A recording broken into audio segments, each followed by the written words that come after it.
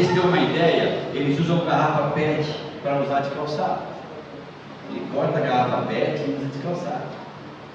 Então a oferta de cada um de vocês foi, com certeza, tocou no coração do Pai. Amém? Eu quero falar uma palavra hoje aqui, e o pastor Ricardo falou que é a última palavra do domingo. A próxima palavra é dia 31, que cai numa terça, é isso? Isso. Uma terça-noite, né? Para a gente poder fechar o ano. E o que o Senhor já me deu algo para fechar o ano, que eu aprendi esses dias. Todo mundo aqui tem agenda de anotar as coisas? A maioria tem, não tem? Eu tenho a minha agendinha lá que eu anoto. Mas tem muitas coisas, né, pastor? Que eu e você anotamos e fizemos nesse ano. E não é para levar um bom tempo.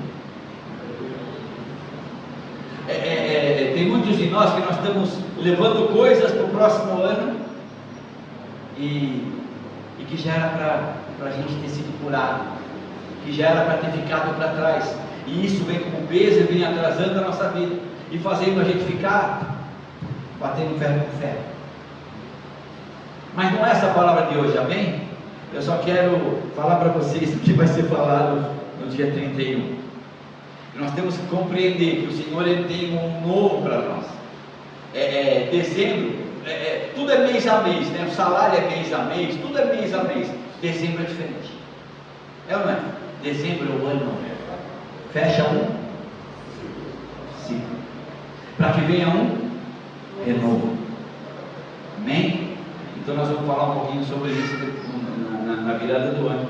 E o Senhor me deu uma palavra para esse tempo agora, que eu até nem queria pregar sobre ela, mas a gente obedece aquilo que o Senhor nos dá, é ou não é? E eu queria que você lesse comigo, está em 1 Reis 21, a partir do 1. E diz assim: sucedeu depois disto o seguinte: Nabote, o jezreelita, possuía uma vinha ao lado do palácio de Acabe, rei de Samaria. Tinha em Jezreel. Disse Acabe a Nabote: dai-me a tua vinha, para que me sirva de hora, pois está perto, ao lado da minha casa. Eu dar-te-ei por ela outra melhor, ou se for do teu agrado, dar-te-ei em dinheiro o que ela vale. Porém Nabote disse a Acabe, Nabote, lembra que era o dono do terreno, da vinha: guarda-te o Senhor de que me dê a herança de que eu dê a herança dos meus pais. Ou seja, ele está dizendo assim: não posso vender, isso é algo que os meus pais deixaram. Porém Nabote disse a... já foi, tá bom? Para a gente, isso é muito longo. Então eu quero falar dessa história para a gente iniciar. O que acontece nessa? O rei Acabe, ele era o marido de Jezabel. Jezabel hoje é um espírito, é uma coisa muito complicada. Tanto o espírito de Acabe quanto o espírito de Jezabel, ele tenta se infiltrar na igreja, nas nossas vidas. Mas veja bem, Nabote era um homem que tinha uma vinha, e o rei Acabe, que tinha tudo, ele era o rei de Samaria. Ele olha, ele quer a vinha de Nabote. Ele cisma que ele quer a vinha de Nabote. Nabote faz assim: não, eu não posso vender. Eu não posso vender, porque isso não tem preço. Isso é algo espiritual. Isso é herança dos meus pais. E a palavra diz o quê? Para a gente não continuar, porque vai muito longe. Diz que Jezabel começa a fazer carta e manda para os líderes de Jezreel. Os líderes daquele lugar, não, ela escreve carta, manda para os líderes, pede para eles fazerem um jejum. Olha isso, vamos todo mundo agora jejuar. Por quê? Porque tem alguém passando a perna no rei. Veja só, eles levantam duas pessoas falsas, que dão um falso testemunho sobre Nabote, dizendo que Nabote deu um testemunho falso sobre o rei e sobre Deus. Eles pegam Nabote e toda a sua família, levam para fora da cidade e apedrejam eles até a morte. Irmão do céu. E o Senhor dizia assim: Beto, eu quero que hoje eu quero falar para você sobre compaixão, mas eu preciso de uma base aqui. E o Senhor dizia assim: você precisa falar para a minha igreja que tem coisas que não tem preço.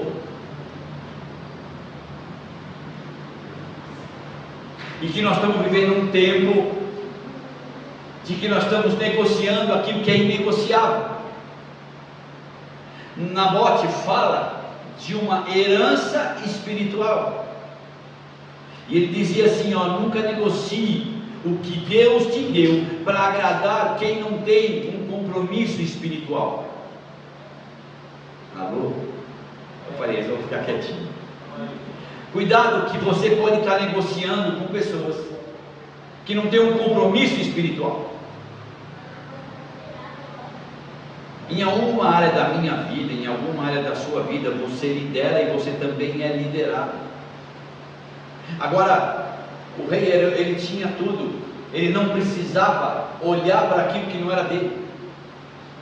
E ele, para conquistar algo, ele falsifica pessoas, um rei, para ficar com a vinha de Nabote. Sabe o que significa a vinha de Nabote? Semente de Jeová. Semente fala da palavra, semente fala de Cristo, semente fala que tem coisas que são inegociáveis, meu irmão. Em Romanos 2, você tem aí? 12, desculpa, do 20 ao 21 diz assim, ó: pelo contrário, se o teu inimigo tiver fome, dá-lhe de comer. Se o teu inimigo tiver fome, dá-lhe de comer. Se tiver sede, dá-lhe de beber, porque fazendo isso amontoarás brasas vivas sobre a tua cabeça.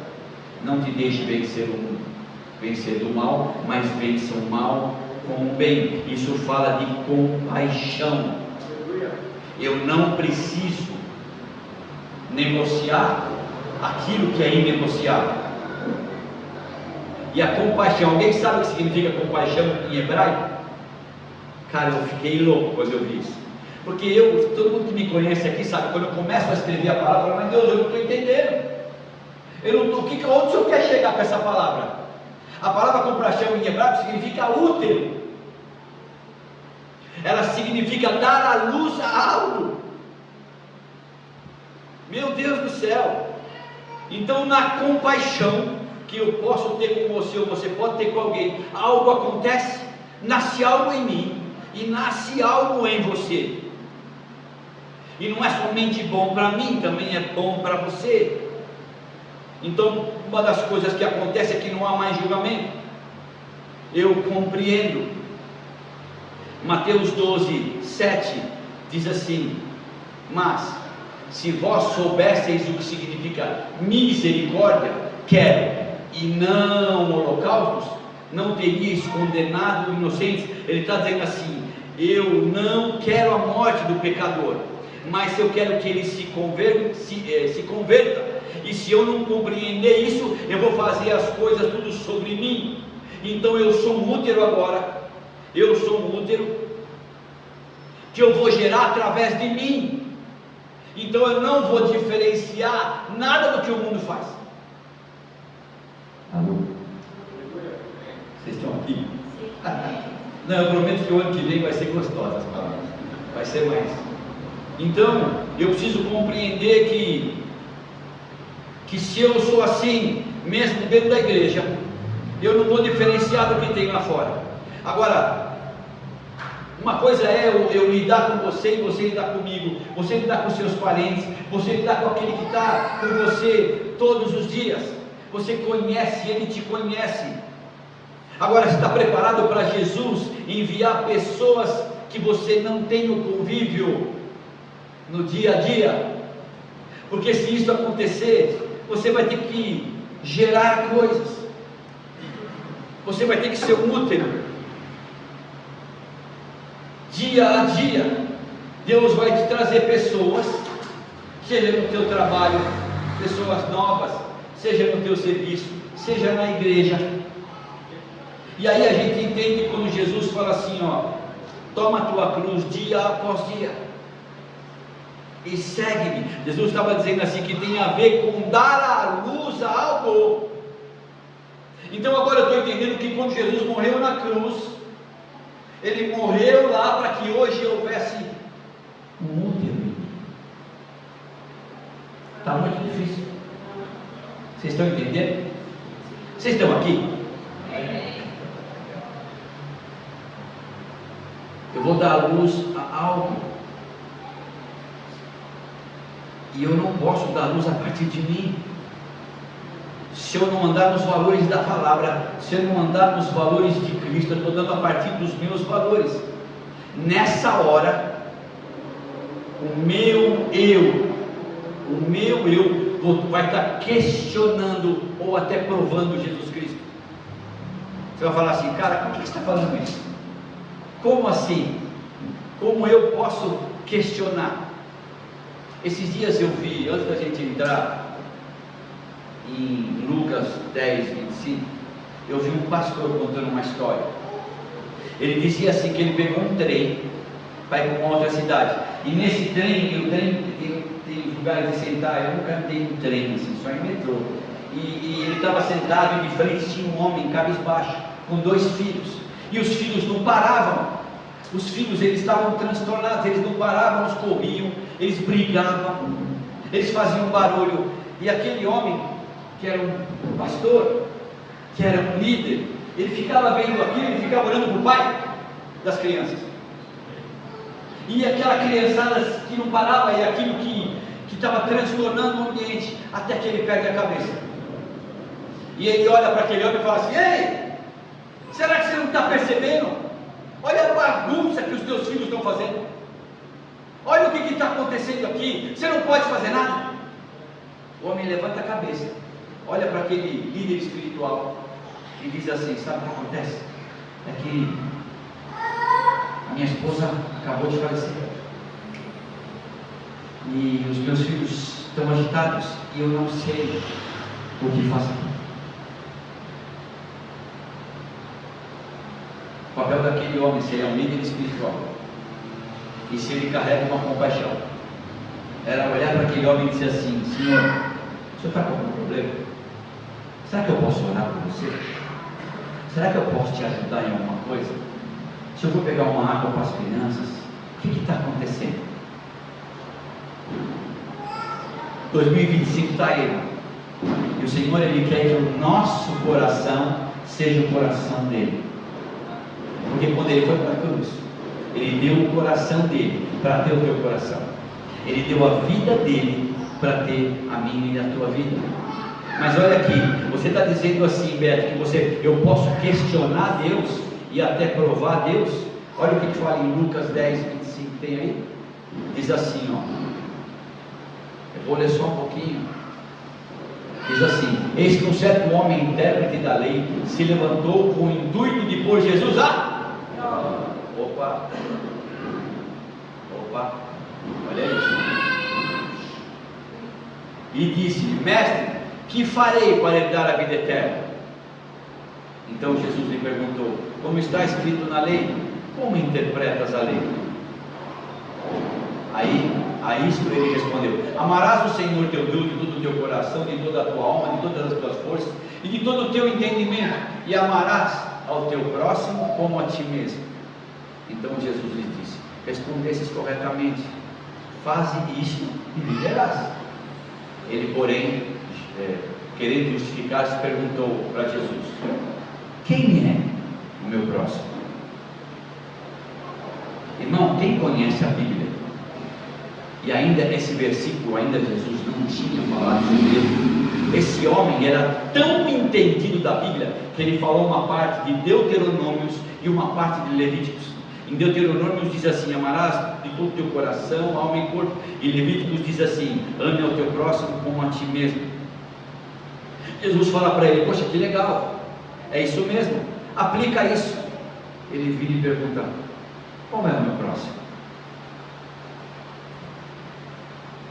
O que eu gosto de entrar, sabe, no lugar? Porque para todos aqueles que estavam lá, Jesus não passava do filho do Zé e do filho da irmã Maria. E eu imagino que aquele homem, quando ele responde assim, ele fala: te peguei, Jesus. Você está falando com esses caras, eles não conhecem a palavra como eu. Agora eu te peguei, porque você parece ser o cara, mas você não é, você não tem diferença nenhuma de nós.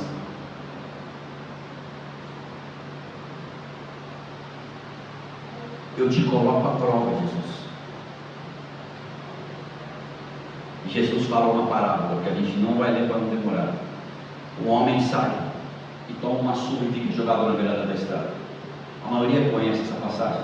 Fala que passa um samaritano, judeu, passa um levita, judeu, e passa um samaritano, passa um sacerdote, um levita e um samaritano. E a palavra fala que o sacerdote passa, ele vê aquele homem caído, um líder espiritual passa, ele vê aquele homem caído e a pessoa atravessa e vai para outro lugar.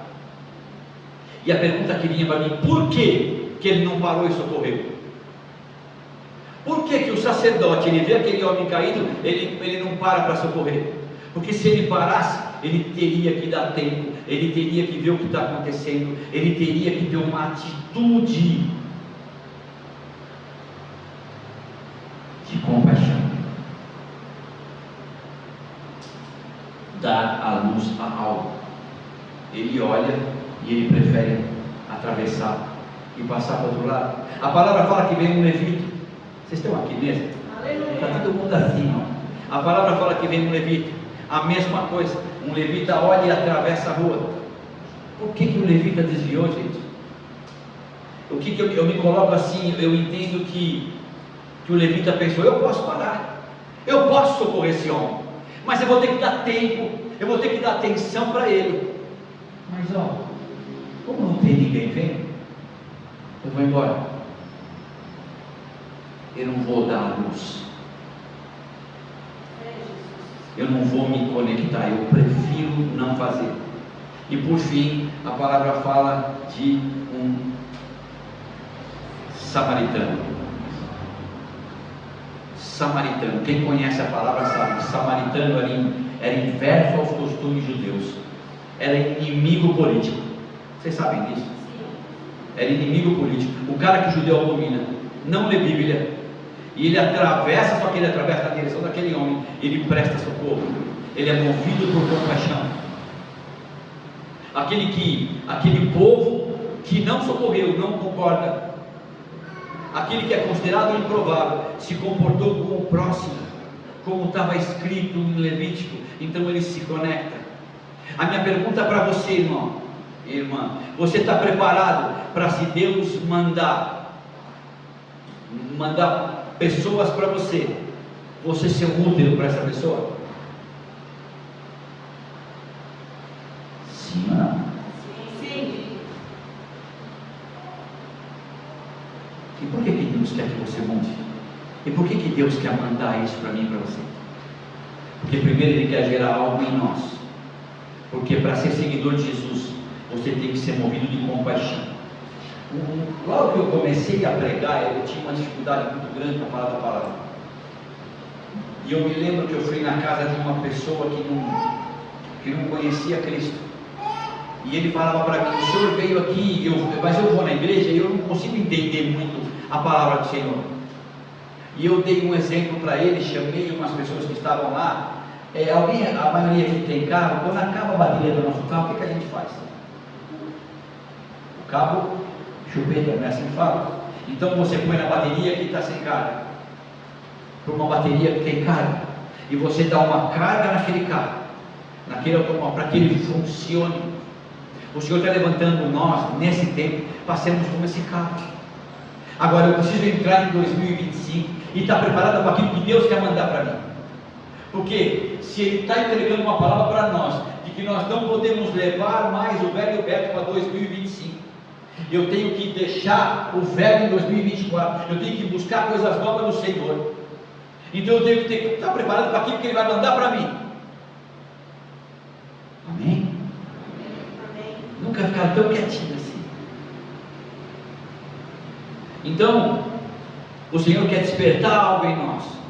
E o único jeito de você saber como está o outro é se colocando no lugar do outro. Jesus na cruz, a gente sabe o que ele fez. A gente vai ficar falando de Jesus na cruz até quando? Mas até quando eu vou ficar posicionado num lugar em que eu não exerço aquilo que foi exercido, eu não exerço o meu chamado?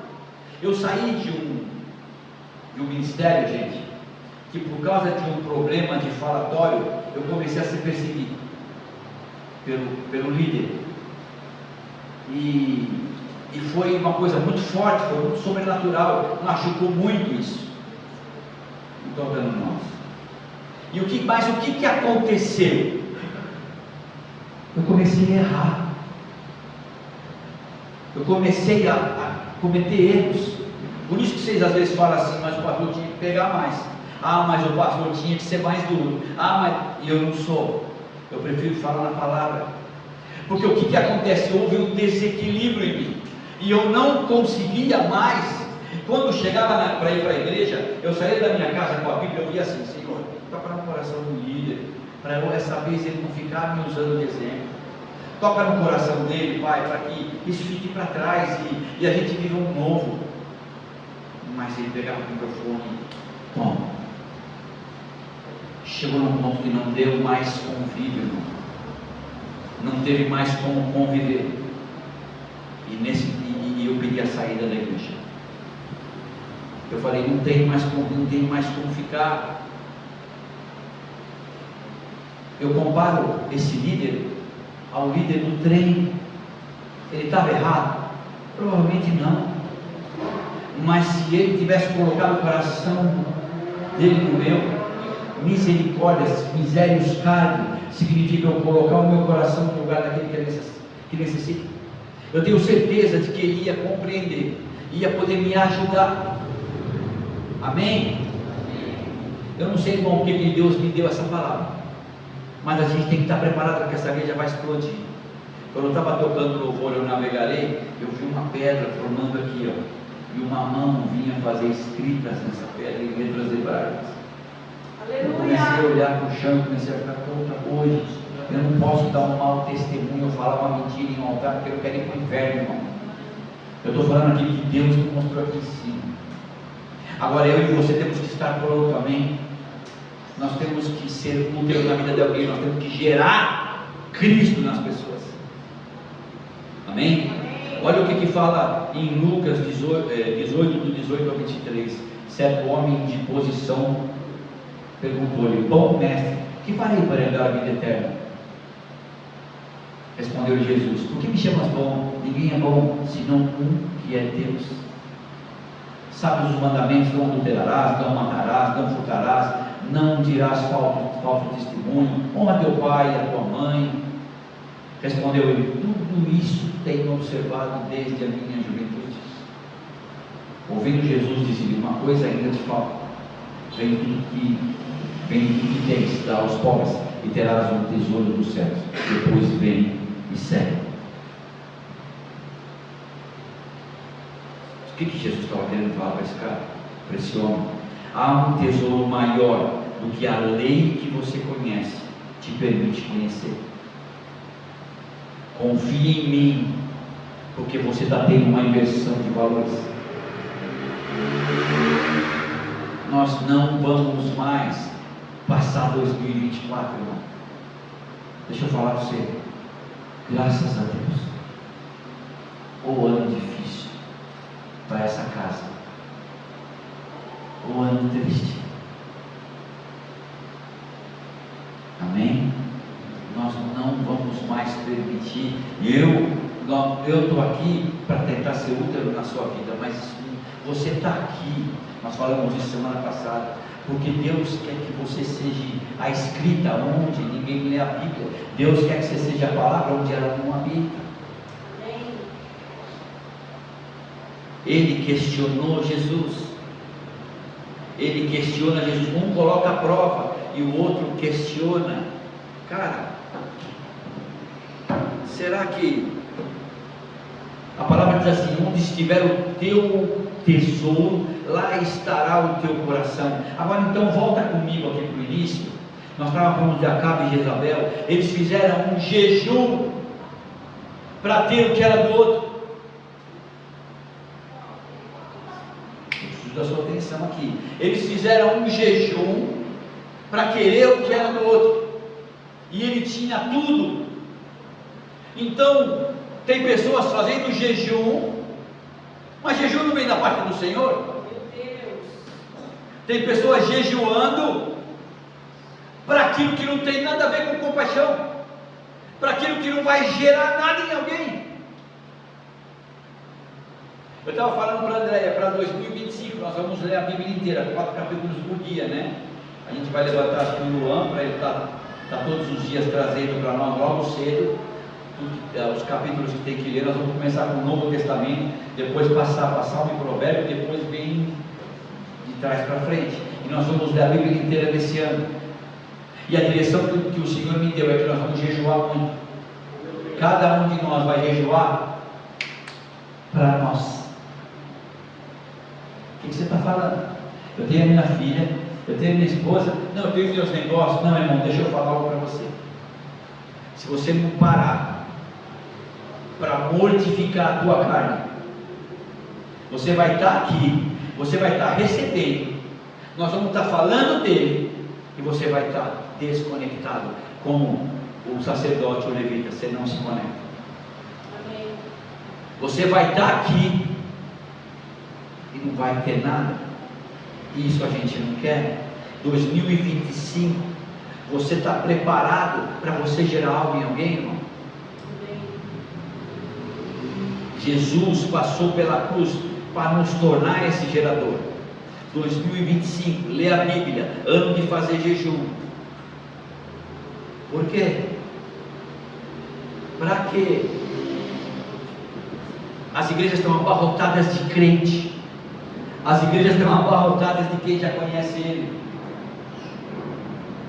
Agora, se Jesus mandar alguém para você que não conhece Ele, mas que lê sobre Ele, meu Deus, mas não vive Ele, porque, irmão, deixa eu falar uma coisa, a gente sempre falou isso, muito mais profundo do que ler a Bíblia é viver Cristo, é vivenciar Jesus Cristo. E esse tempo está chegando. Cada vez mais eu recebo notícias de Israel, de pessoas que ficaram lá, da volta de Cristo, de que Cristo está próximo, de que Cristo está chegando. Eu falei, meu Deus, eu não aguento mais isso, porque eu não queria mais que eles mandassem para mim. Agora esses bolames que está formando do lado do Mar Morto, a coisa que eu nadei nele, você não afunda, tanto sal que tem, e está formando peixe, e do nada da terra está brotando água doce. Isso está em Apocalipse, isso está em Ezequiel. Ezequiel profetizou isso. Mateus 15:32. Eu quero fazer umas passagens bem rápidas para você aqui. É a última palavra, então, o último domingo do ano, e eu queria selar a compaixão no seu coração. Não dá mais para você olhar para o irmão, olhar para uma irmã, e você só conseguir gerar nele algo que parte de você e que não parte de Deus. Não dá mais para a gente estar aqui cometendo injustiça. Não dá mais para eu estar numa posição aqui. Precisa parar. Você precisa olhar para mim e ver algo bom em mim. Porque se você for procurar em mim alguma coisa ruim, irmão, você vai achar. Se eu for procurar alguma coisa em você, eu vou achar, irmão. Só que chega. A palavra diz assim, chamando Jesus, os seus discípulos, disse: tenham compaixão desta gente, porque há 3 dias que permanece comigo e não tenho o que comer. Eu não quero despedi-las em jejum, para que elas não desfaleçam. Essa palavra fala do quê? Da multiplicação.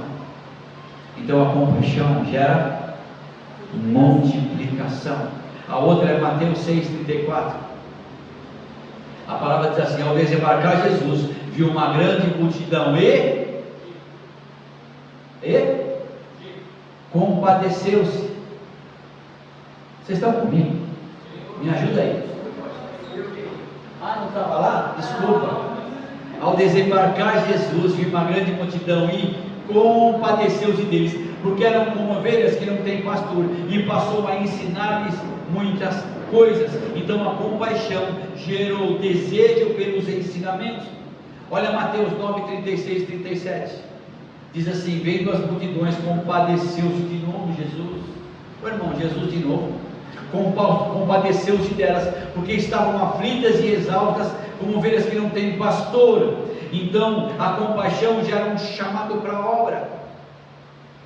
Aleluia. Olha o que fala em João 11:40, diz assim: respondeu-lhe Jesus: não te disse eu que, se credes, verás a glória de Deus? Essa enfermidade, continuando, ele diz assim: essa enfermidade não é para a morte, é para a vida. Compaixão gera cura, porque atrai a glória de Deus. Olha o que fala em Lucas 17:13: que ficaram de longe e lhe gritaram, dizendo: Jesus, mestre, de nós. Eram 10 leprosos, um volta. O que tem compaixão gera o reconhecimento por Cristo. Amém. Lembra aquela passagem que o cego diz assim: filho de Davi, tem compaixão de mim. Então a compaixão faz com que se manifeste o Filho. Ô irmão, vocês estão aqui? Amém. Se não tiver compaixão, que nós vamos brigar.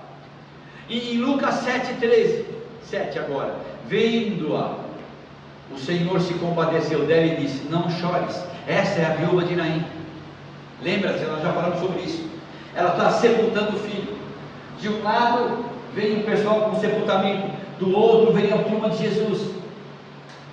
Jesus olha e teve compaixão, coloca a mão no esquife era um tecido como se fosse caixão, e aquele homem volta a viver. Então a compaixão gera ressurreição. Nós falamos de multiplicação, desejo pelo ensinamento, chamado para a obra, cura divina, reconhecimento, manifestação do Filho e ressurreição. Isso é dar a luz. Amém. Então, Beto, agora você torna Jesus mais importante do que tudo na vida do seu irmão e da sua irmã. Tem muitos que estão na casa. Muitos de nós estamos na casa, mas não estamos na causa.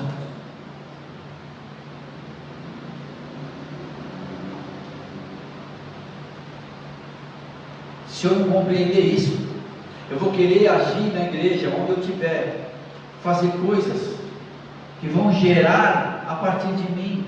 Irmão do céu, não difere de um escravo. A parábola do filho pródigo: o filho pede para o pai a sua herança, ele vai embora, ele gasta tudo, e o pai, desesperado, sabia que ele ia voltar, porque o pai, quando ele volta, o pai abraça. O que o filho que ficou faz? O filho que ficou não festeja o irmão. Ou seja, o perigo não é você e eu a gente se perder lá fora. O perigo é eu e você nos perdemos aqui dentro, irmão, lendo a palavra, orando, buscando ao Senhor. Mas o nosso coração, quando eu tenho que gerar algo, meu irmão, tudo o que eu e você investirmos no Senhor vai ter retorno. Quando Jesus nasce, sobre ele vem os 7 Espíritos de Deus. Ele nasce de uma mulher, espírito de sabedoria, entendimento, conselho, fortaleza, conhecimento, temor e justiça. E depois, na semana passada, nós falamos das bem-aventuranças. E a Bíblia fala em Gálatas sobre o fruto do Espírito, que é amor, alegria, paz, paciência, amabilidade, bondade, fidelidade, mansidão e domínio próprio. Se nós juntarmos tudo isso, isso é a expressão do caráter de Deus em nós. Aleluia. Você é uma árvore que está gerando fruto e que vai gerar fruto. A pergunta é: quem comer o fruto que você gerar, está comendo dele ou está comendo de você?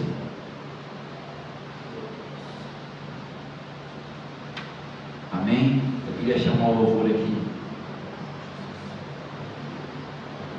Eu não vou continuar, irmão, Eu tinha mais coisa para falar para você, mas eu não vou falar. Eu só quero que você tenha um entendimento. Quem sou eu para falar alguma coisa, não é? Mas Jesus confia em você. Você tem um chamado. Todas as vezes que eu tiver, eu estava falando com os amados meus, todas as vezes que eu cheguei num lugar em Deus e que eu voltei para trás, e eu deixei de gerar algo em alguém. Amém? Foi pesado. O que o Senhor quer para o ano que vem? Eu posso olhar uma ou outra pessoa que não é da casa aqui só, e alguns faltaram, mas para aqueles que são da casa, Adriano, o Senhor vai investir, vai querer que a gente investe no jejum. Eu preciso mortificar a minha carne, senão tudo que sair de mim vai ser a partir de mim. Cada um de nós vai jejuar por si. A Bíblia diz assim: fuja da aparência do mal. E eu não vou continuar. Amém? Por quê? Pedro, você podia continuar. Eu tinha uma palavra para falar para você sobre o povo do deserto. Agora, quando o povo começa a amaldiçoar o maná,